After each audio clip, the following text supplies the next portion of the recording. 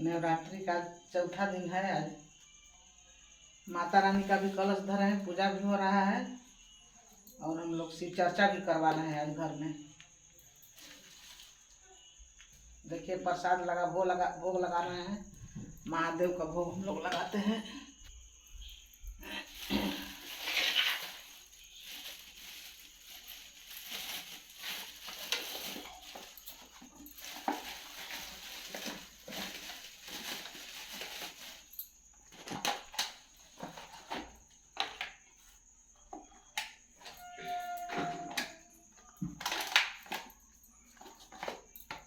मिश्री बादाम का भोग लगा रहे हैं, किशमिश भी है, पेड़ा भी रखे हैं।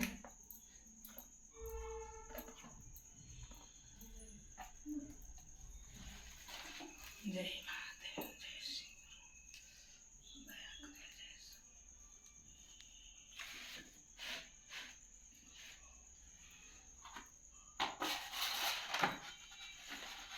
12 बजे से 4 बजे तक हम लोग चर्चा करते हैं महादेव का।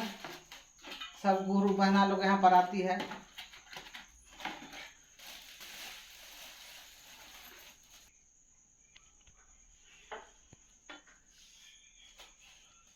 दीदी लोग अगर चर्चा में कुछ गलती हो गया होगा प्रसादी में या पूजा करने में, तक आप लोग बताने का कृपा करेंगे कि गलती क्या हुआ है। तब मिश्री बादाम का भोग लगाए हैं, पेड़ा का भी भोग लगाए हैं और फल भी आएगा, फल का भी भोग लगता है।